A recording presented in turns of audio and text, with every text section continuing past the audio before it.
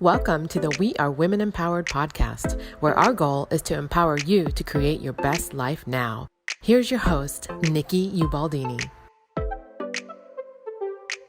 Welcome, everybody. It's Nikki Ubaldini here, and I'm with my cohort in crime, Miss Priscilla Eberhardt. And we are Women Empowered, and we have a very interesting conversation today. The world is a bit crazy, would you not say, Priscilla? Absolutely.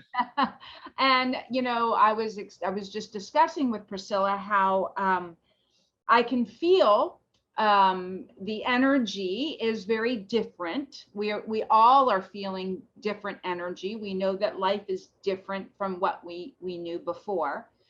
But at the same token, I also know that it's in our control potentially to determine how we feel and where we choose to take that energy. As I was sharing with Priscilla, the more that I become connected to my own feelings, to my own energy, to the energy around the world, I feel this much more intensely, which means I have to protect myself that much more intensely and correct it that much more intensely. It's very important that we don't have this need to be fed by the world, to be of the worldly things, and remain connected to, you know, in my world, godly things. For some, it's earthly things. You know, there is the energy of the earth, which is vibrating at a very, very high level. The energy of living organisms is very, very high level, yet we're bringing it down.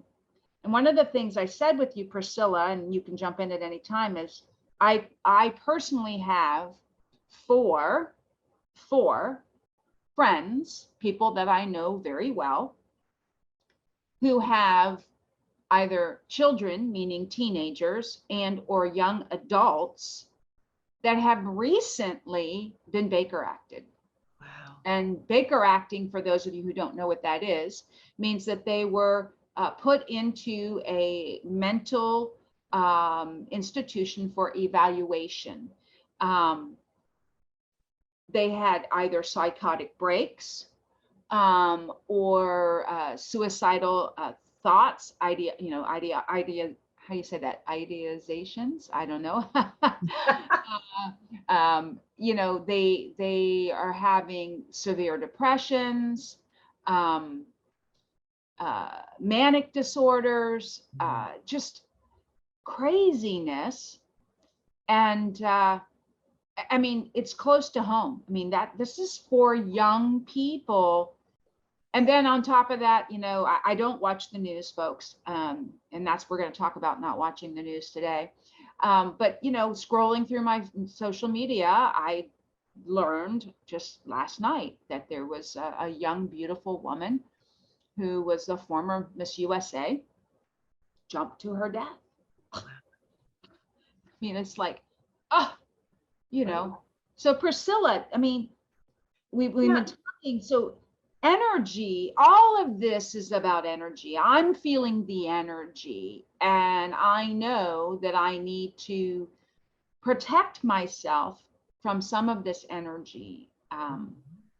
Energy of, there's lots of different ones. There's fear, there's frustration, there's overwhelm, there's hate. There's a lot of hate going on. And you know, it's just an interesting world. So Priscilla, what are your thoughts on this?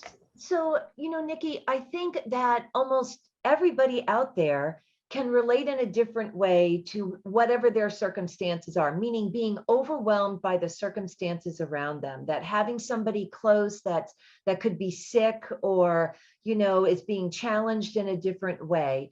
And we ourselves take in, because we're feeling people, right? We all, our emotions go right online, they light up, and we want to feel for those people and those incidences. And then all of a sudden, like you said, you felt, and I asked you, what did you feel? And you had to think about it, and it was like an overwhelm. So what I think the importance of what I want to share this morning is that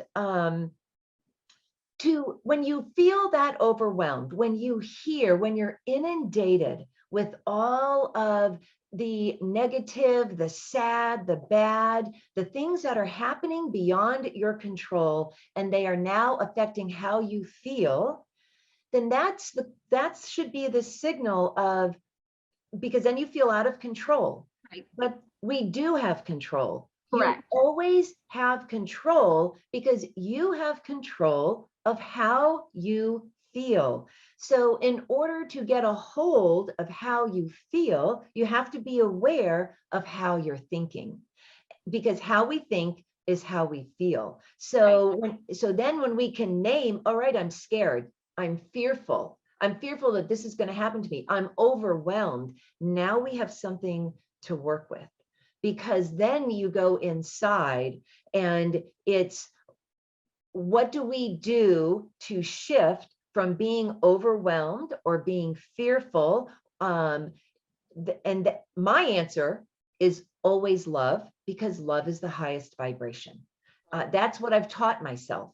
Now, everybody is going to be a little different. Some people want to choose gratitude. They'll go right into gratitude. And that's just as wonderful, because what we're talking about is elevating our vibration. Well, Elevating gratitude is that a form energy. of love, isn't it? I mean, isn't gratitude a form Yes, of love? yes. Different forms of love. You're right. So we're talking about being a feeling of out of control, a feeling of something that is shifting how we are, and we begin to act and think in a negative way. And how do we stop that? Right. How do we shift out of that? Because even shifting out of that, and even for you, once you shift from that overwhelmness, now you're going to start giving love to the people who are in these positions, as opposed to feeling overwhelmed and desperate for them. Now you can go in and shift that energy to prayer for them, to love towards them. And now it's the pebble in the pond, no different than the pebble in the pond of overwhelmness. It's the pebble in the pond of loveness and sending out our gratitude. That's why we ask for prayers. Well, and that's why we do that. That's exactly right, because energy is everything, right? Everything is energy. Yes. And it can be transferred or transformed. Absolutely. As said from my dear friend Diana Kokoska. And what we're feeling is transferred energy. Yep. And we need to transform that energy back to where we want it to be, is what we're talking about, folks. Absolutely. Priscilla, as some of you who may know or may not, Priscilla has been a holistic health coach, and she said, people say, what is that? But she's made a decision that she is a mindset mentor. Yeah. Because what we think about, we bring about. And absolutely. What we're feeding our brains, what we're allowing ourselves to be surrounded by, whether you understand it or not, you're taking it in if you're not acknowledging it and releasing it. Absolutely. Is what we're talking about, right? Yeah. And now, you made a comment before, Priscilla, that 25% of our physical energy is used by our brain. Yeah. And some of us, it might even be more, because we get up in that brain and we can't stop. We ruminate. We horribilize, which I know is not a word, but it's my word. We horribilize, what ifs, the oh my goodnesses, the things that are truly out of our control, is what we're horribilizing. Yet the one thing we can control is this, right? Is our mind. Absolutely. Is what we think, what we speak. So think about the people who have been working at home or who go to an office, and you're not really physically doing things all day, but you're at your desk and you're working on your computers and you're on the phones, and then you go home and you're exhausted. but yet physically you haven't done anything to be that exhausted. That's a mental exhaustion. So all that mental work is what has made you feel and actually be physically exhausted. And it works the same way for relaxing our brains. How do we change that? How do we now then energize ourselves? And using that brain is really the same way. And it's what we feed it. Like you just said, Nikki, when we had this, we were talking this morning, I looked around my office and I looked at all my books, and I was telling Nikki, when we talk about energy a lot, and my books are Soft Wired, Healing is Voltage, The Placebo, You Are the Placebo. All of these books, that a lot of them that I have around me, talk about how our body and our thoughts and our energy are convert to energy, and that energy brings us up or brings us down, and that becomes very physical as well, because when we're vibrating lower, when we are sad, when we're overwhelmed, when we're fearful, the vibration is very low, and that disrupts our nervous system. It disrupts the vagus nerve. So all of our Our emotions. immune system, right? Doesn't our immune system Oh, drop? absolutely. It totally drops down with stress, with fear, with the overwhelmness. So it's about keeping in mind I have taught myself to, the moment I recognize these lower thoughts, these thoughts that are not going in good ways, and I've shared this so many times before, I just say, stop it. Stop it. And so I'm physically stopping that train of thought. And again, I go to love, love, love, love, love, love. Thank you, thank you, thank you. I go to all of my positive thought, but then I go a step further. I begin to imagine and visualize in my mind what I want. Meaning, even in that situation, when you heard about your friends and their children, now we could go into prayer and we can go and worry, or we can go into prayer and we can visualize that person just having an awakening, or just like a great big hug being wrapped around them. That's an energy that we're sending out, as opposed to persevering on, oh my God, it's awful. This is so awful. The world is going in such a bad place. We just take ourselves and we allow ourselves to rant. And this is about recognizing, once again, to stop the rant, to recognize, and I get it, we are programmed, we all remember that from Feelings Buried Alive Never Die. We're programmed from the moment we're conceived.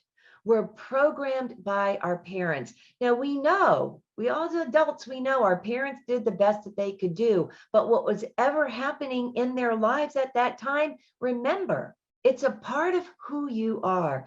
And whether it was really great or it wasn't, that is what is functioning back there. Our unconscious mind goes to what feels comfortable. So our reactions go back to how we used to feel in those instances when we were younger, right up to age 7. We know that is scientifically proven.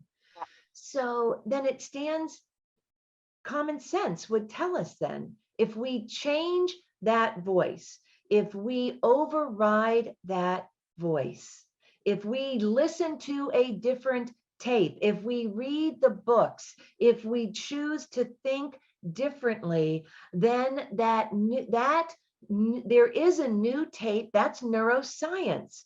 New neurons are developed every time you step out. Something's new.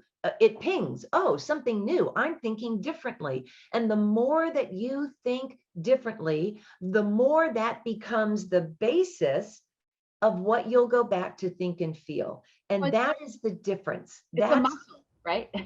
Absolutely. And that's the exercise, right? We know we have to move. It is no different in our brain and how we think. It's funny. I'm sorry, I don't mean to interrupt you, but we tend to be pack animals. Yeah. Think about it. right? We want to be part of a tribe. We want to be part of something. And as you were talking and you said, we fall into this and we're programmed, but we're also programmed by the environment in which we choose to participate, Absolutely. right? Yes. And I don't know, and this is, and please, if you're a parent, I want you to listen up, or a grandparent, I want you to listen up. And this is not finger pointing or accusation, because I'm also a parent and a grandparent, as is Priscilla. And what we fail to remember is what we talk about, to our spouse or to other people in front of children, whether we think they're listening or not, they are. Okay. So if we're having a political discussion that's maybe not so kind, we're not saying nice things, or we're having a discussion about the virus, or what's happening in the world with the virus, these all create unexplained emotions in our children, because they don't understand that emotion that's going in them, because they're not processing it like an adult would. So where I'm coming from is, as an adult, as a parent, what I say matters. What I watch matters. If you've got the news on, whether it be in the car, with the radio, or on the TV, that alone can send an adult, let alone a child, spiraling. I was sharing with Priscilla that, I prefer, if I'm going to watch TV, I watch comedies. I watch lighthearted things, fun things, because I don't like heavy. I don't like, death. I don't like, that kind of stuff. I like to laugh. And, but just a commercial for the news can send me spiraling to where I have to protect myself, because they're talking about negative things that are happening in the world in that 30-second clip. Yes. Think about that. If your TV is on all day, whether you have it on the news or not, how many of those 30-second clips are on there that your child, if they're a year old to 16 years old, are experiencing?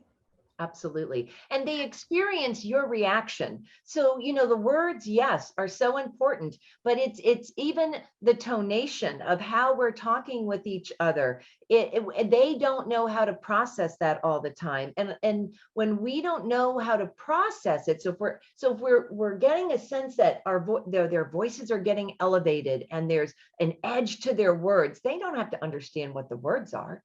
It's the emotion that they get. So now they begin to equate with whatever's around them to the emotions they're feeling. And that's how it all gets. So it's about translation. So it is so important to be aware of that. So it's not to say, and I think this is really important too.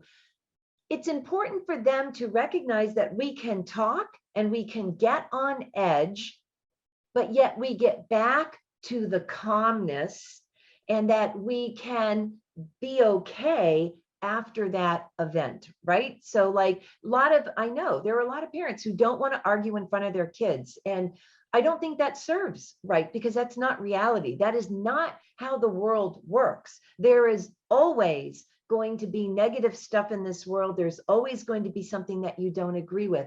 But what is important is the process of recognize we don't agree, but how we come back to balance. And that's the lesson we don't teach, because we get angry and then we separate and we go separate ways, and our kids are like, uh-oh, what just happened?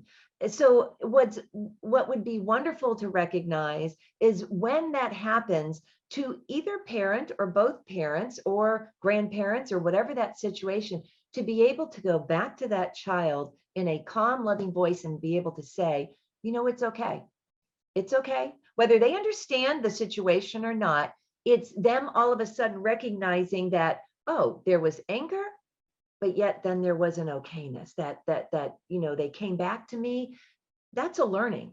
That's energy. That's showing them, because they might not know the words, or maybe they do, even, younger 7, 8-year-olds, 10-year-olds. it's the ability to explain and to show that when there is division, when there is anger, when there's fear, when we're sad, even when we're sad, it's not just about fear and anger, it's about sadness, that we can look at them and show that, yes, I'm sad, but it's still, I'm okay.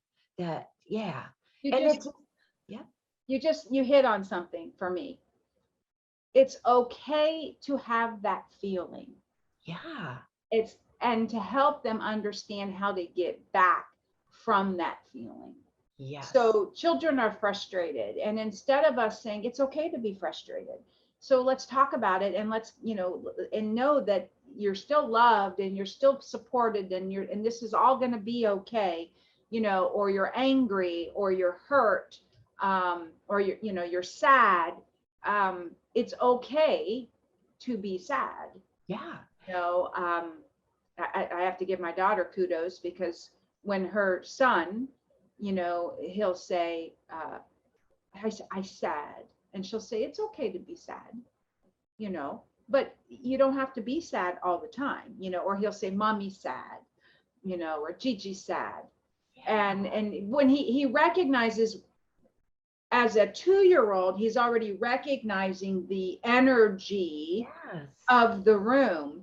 right. And it's okay. And we have to say to them, but it's okay. I'm Yeah. okay now. It's okay to be sad sometimes. And then we can get happy again because we're thankful for blah, blah, blah. Right. And it's no different for adults. Right. It is no different for us here. And when we get in those wrapped up in our emotions, even when we sit with our spouses or our family or our older kids, to get into a conversation but it's about getting back. Yeah, feel the emotions. It's okay to be angry and to be frustrated.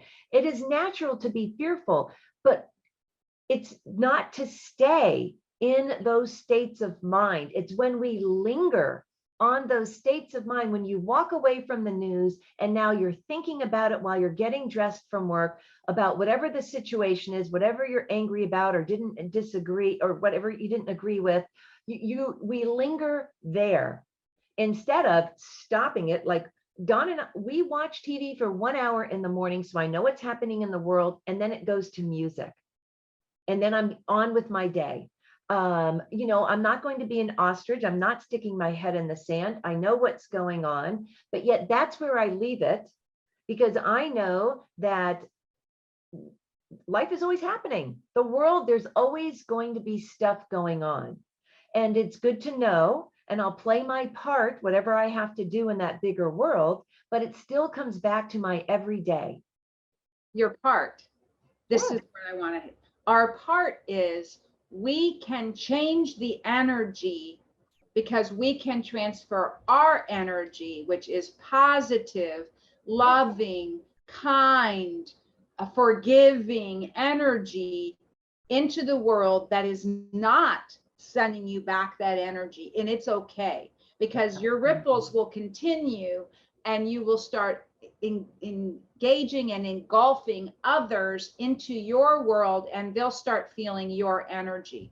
So if you're feeling helpless, and I guess this is how I want to wrap this up, if you're feeling helpless to what's going on around you, I get that feeling, like, oh, I can't really make a difference. I'm not a celebrity. I'm not a politician. I'm not a whatever. I'm not a doctor. I can't make a difference. Yes, you can.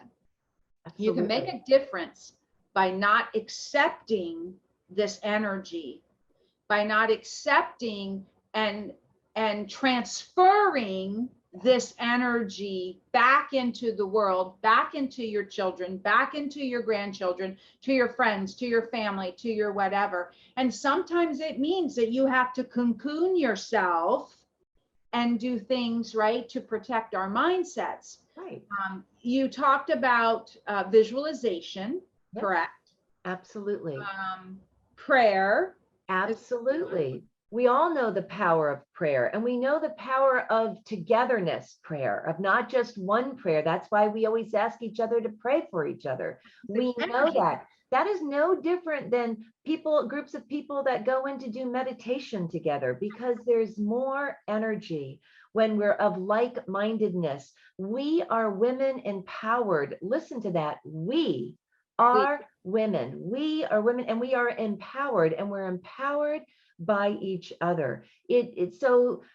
What we do is learn the tools. What are the tools to be in control of my mind and my heart and my emotions and how I'm reacting? And that all comes from a balance of what we eat, Right. how we're moving, Right. how we're using our mind, being aware. I asked Nikki when she shared with me, that she just felt so bad and all this energy, what does it feel like to you? To be introspective, to find out what it means to you, and then to go from there. So the overwhelmness, how do I overcome the overwhelmness? And then that's everybody's individual. I go back to love. So, like we said, some people go to gratitude. It's about just going inside and just what is it that lifts you up? It can be as simple as just what is the next better thought? Yes. Well, or an affirmation. We can change the thoughts by speaking to ourselves. Shift your perspective. Absolutely. One of my affirmations that I say, in fact, this is where I went after I started feeling that, is I lovingly forgive and release everything negative, hurtful, or aggravating in my past and current life. Yeah. I choose to fill my world with joy. I completely love, accept, and forgive myself. Absolutely. And so that's beautiful, Nikki. You're absolutely right.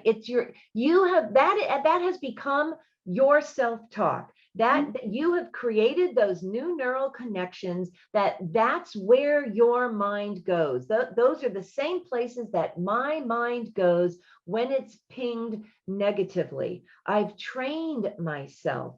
I learned to reframe. I use all the tools that have come from all the books that I've learned, from all the science that I've learned, but it also comes from the connection of just being connected to me, to be present in me, to bring it back to this day and this moment. That stops some of the overwhelmedness, because so now what can I do in this moment and this time about that? And now we have a whole set of different choices. Well, I can pray for that person, and I can be thankful for this, and I can just let my mind get quiet and relax a little bit, or I can reframe the situation. We have the tools that are inside of us. yes, And it's about using those tools. absolutely. Priscilla, I couldn't say it any better. So once again, I'm just going to reiterate the tools that you spoke of. You have prayer, visualization, meditation, affirmations. We get to make a choice. It's a daily choice. It's an hourly choice. It's every minute choice to choose to do that. Separate yourself from this energy that is not serving you and serving you in a positive purpose. Change your energy by what you think, what you say, how you believe, and who you surround yourself with. That's being empowered. It's right. That's why we are women empowered. And I know we have some men that listen, and I thank you for that too, because we all need to be empowered.